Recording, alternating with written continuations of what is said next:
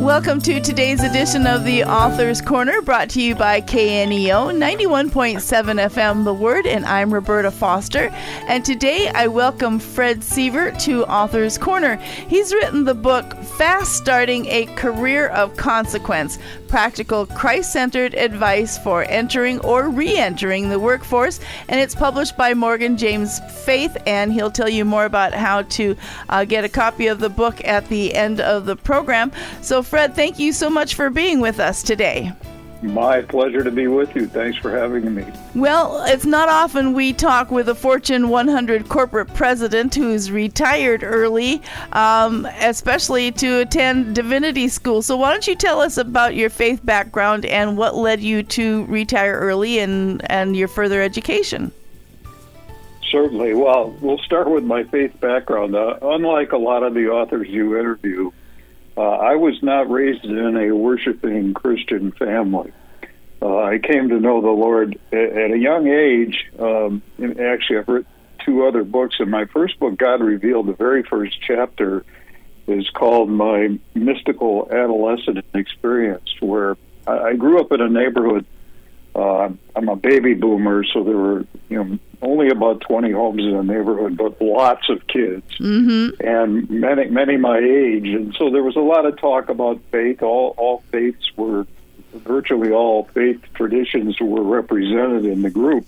But, I was always kind of an outlier because my parents really didn't take me to church, so I had a lot of questions and issues.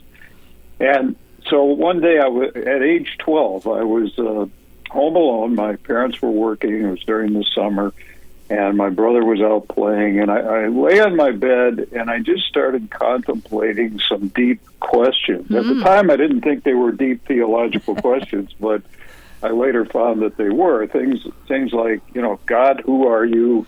Who's Jesus? What's this about the Trinity and the Holy Spirit? Yeah. Are you with me now? Will you forever be with me? And anyway, I was not asleep. I was not self-hypnotized. I was wide awake, and I felt myself almost in an out-of-body experience, lifted up off the bed. I really felt I was in God's hands. And even though I didn't get a vision, I didn't hear his voice, I really felt strongly that he was communicating with me and saying basically that, yes, I'm real, I'm with you now, I will be with you forever, and the answers to your questions will come in time. And that experience didn't last very long, and I tried to recreate it later. I recreated it one more time, but it just gave me this very strong faith and really an enduring desire to learn a lot more. So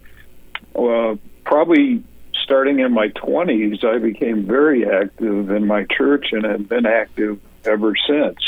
However, at the same time, I was pursuing a career and very busy and advancing in my career. And I always kind of felt that my spiritual education and development were deficient. And it was a lifelong dream of mine to retire early and go to divinity school, which I did. I realized that dream at age 59. I could have kept working. I was president of New York Life Insurance Company. I could have kept working for another 5 or 6 years. But I thought the time was right. I prayed about it, and I retired early and went to divinity school. And I'll tell you a cute little story is my adult daughter, who was at our home when I went out for my first day at school. I was leaving the house, and she was in the living room with my wife, and she yells out, "Dad, play nice with the other kids, and don't forget to share." And that was actually kind of profound, because the whole divinity school experience for me was about sharing my faith and my relationship with the Lord. It was a great experience. That is really a great mix, though, for young people to have the wisdom and education of somebody considerably older than them. You've got all that life experience to share, so I'm sure they benefited greatly from your presence there. Yeah, I hope so. And my books are written with that in mind. I've always had kind of a passion to positively impact the lives of younger people by speaking and writing about my faith. And that really was the basis for all three of my books. Well, and as you said, your first two books were totally faith-based, but this one is actually contains a lot of faith element, but it's written that it could be just as well for a secular reader as it would be for a Christian reader. Yeah, I'm glad you said that, because when I first wrote the book, I was targeting, as I conceptualized it, I was targeting Christian college students. Okay. Thinking that they would graduate soon. In fact, the timing not only of the book but of this call with you is perfect, because we're going to get to graduation season, and this book, Fast Starting a Career of Consequence, would make a terrific graduation present. Yeah, I was first targeting Christian college students, and the publishers typically tell you to target a pretty narrow audience. But then the subtitle was going to be Practical Christ-Centered Advice for Entering the Workforce. And then I thought, well, wait a minute. There's adults coming back from child-rearing years. There's veterans coming back from military service. So I added the words re-entering the workforce as well. And then COVID hit.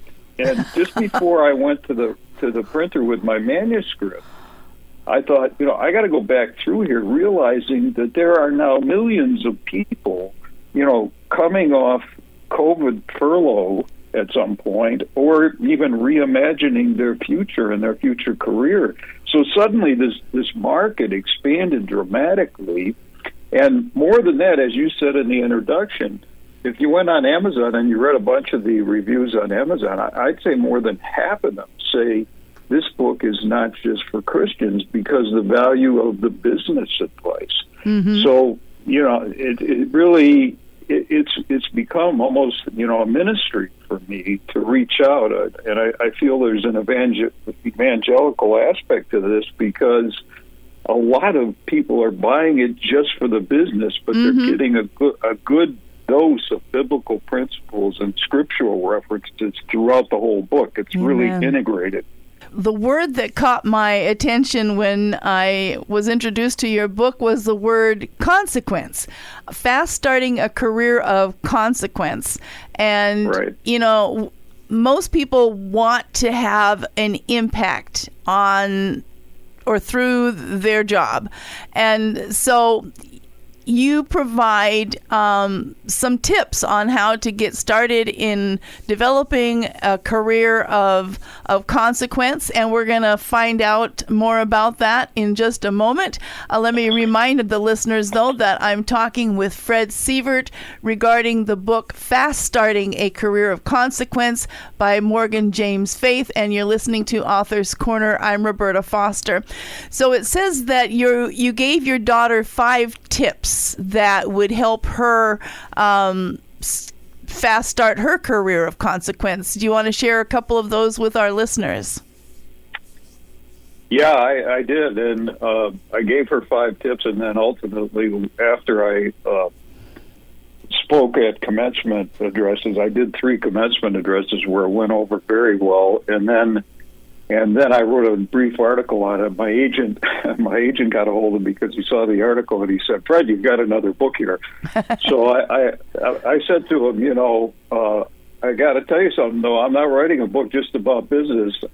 I've got to write about my faith. And he said, "Of course, that's in your DNA." But I gave my daughter 5 tips, and I expanded it to 10 tips. And I would say every one of them, the word practical Christ-centered advice is so appropriate. That's in the subtitle, with the 2 operative words being practical and Christ-centered, because it really is both very practical.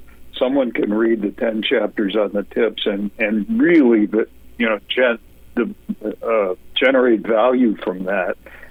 So yeah, you asked about my daughter. There were 2 things. There were two tips in particular that really served her well. And she had just graduated from college, was languishing in a lower level position, and asked me to give her these tips.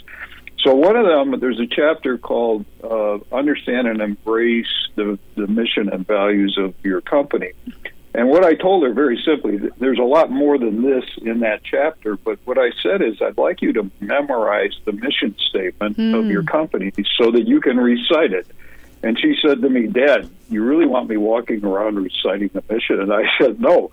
If you do that, you're going to appear arrogant, and arrogance is the biggest career blocker in my mind. I said, no, I want you to memorize it because it then becomes embedded in your brain so that you can easily recall it, and you can assess the decisions that are being made by your peers, your superiors, and even let it frame your own decisions going forward as you advance in the company, because it's critically important in my mind that decisions by a company or an executive need to be well aligned with the mission of the company.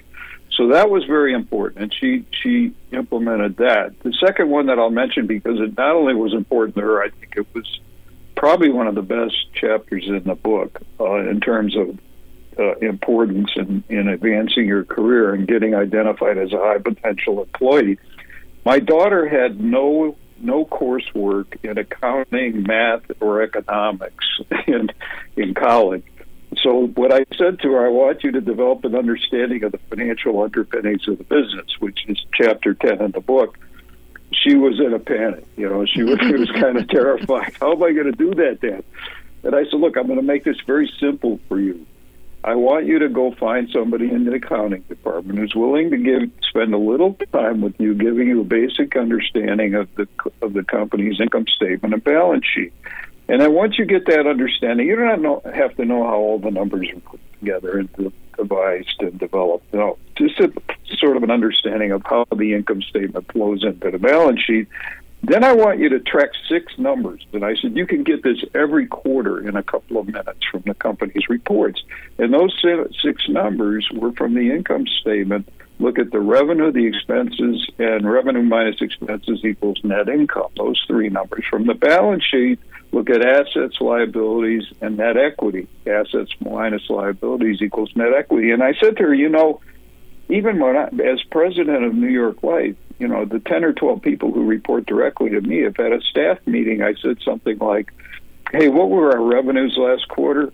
Almost nobody except maybe the CFO would know the number. And I said, here you are, this young girl deep in the marketing department who is following and tracking these 6 numbers quarter by quarter. And I said, it will allow you to generate questions about, why are revenues up but income is down and things like that. And I said, then the final thing, and this I call it ask the killer question. And I said, you got to ask it exactly the way I'm asking it. I'm saying it now, and that is, what drives the profitability of our business? Go to the accounting guy and ask him that question. I said, I wouldn't be surprised if he says, I've got to get back to you on that, because he'll have to think about it. But I also wouldn't be surprised if the CEO of the company hears that this girl down in the marketing department is asking these kinds of questions. And I said, that really is going to help to identify you as a high potential employee. And, it's up to you to advance your career and work hard and get things done. But you could advance very rapidly. And she did. She was promoted several times over the next couple of years and ended up being a brand manager of her company. Wonderful. Well, Fred, I got one more question for you in our time that we have together. You say to identify and use your spiritual gifts at work. Are you telling us that we should be boldly proclaiming ourselves as Christians at our job, or is that go a little more subtle? It's a little more subtle, but even though I was the president of New York Life and we had 65,000 employees and agents, I was very open about my faith. I talked about it all the time, and there were multiple faith traditions in the company.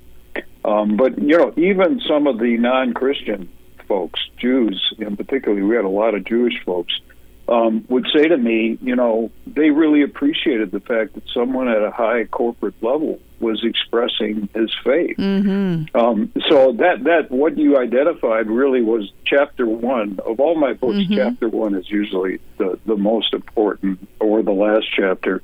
But the first chapter was identify and use your spiritual gifts at work. And the appendix to that chapter gives a spiritual gifts assessment tool where people can assess those gifts. And a lot of people have told me that was the favorite part of their book because they took the time to do that assessment tool and identify their gifts. And I really think if you're following God's calling in whatever you do, I mean, I think when I was first a very young Christian, I mistakenly thought, on Sundays I'm a Christian, on Mondays through Fridays I'm an employee, on Saturdays I'm a father and husband. Well, that's wrong. You're all those things all the time. And at work, the book gives many examples in the first 5 chapters, which are biblical principles in the workplace, of my business experience and how I did express my faith and how I applied all of those principles in the workplace, and people knew that I was a strong Christian and doing it. Now, you say boldly declare it. I don't think, a new employee probably should not be proselytizing or evangelizing, immediately at work. But people will gravitate to you when they see what your values are and your beliefs are. And it can be really a mission field in a lot of ways. I almost viewed New York life as a mission field. I view we're living in New Hampshire now, where 2% of the population says they attend church regularly. So we made a multi-generational move to New Hampshire, where I'm now living with 2 of my kids and 3 of my grandkids in the same house. And I tell them I'm viewing this as the mission field. Yeah. It's a time to declare my faith, to tell people about Jesus, and bring them to the Lord. Well, Fred, we know that you have a website, so why don't you tell our listeners about that and what we'll find there? Yeah, the website is called Stories of God's Grace. There's no dashes, dots, or apostrophes. It's all one, storiesofgodsgrace.com. We do a lot of posting of even some of the stories that didn't make my books. We post those stories on the website. We have a prayer list that people can sign up for me and tell me what their prayer request is. I answered about 10 people today who sent me notes about prayer requests. You can also buy my books not only on Amazon.com, BarnesandNoble.com, but also on the website. You can buy them at a discount from retail and with free shipping. So there's a lot going on there, and I also have a Facebook and Twitter account. There's a lot of good stuff out there, and it's all faith-based, but it's also now integrating some of the business aspects of my background. Wonderful. Well, the book that I've been talking with Fred about is called Fast Starting a Career of Consequence, Practical Christ-Centered Advice for Entering or Re-entering the Workforce, and again, written by Fred Sievert. And we certainly thank Morgan James Faith for being the publisher here. And thank you, Fred, for sending us a copy of the book today and being with us and sharing your heart with our listeners. Thank you, Roberta. It's been great to talk to you. And to our listeners, we do appreciate you tuning in. This is Roberta Foster on the Author's Corner. Join us again next time.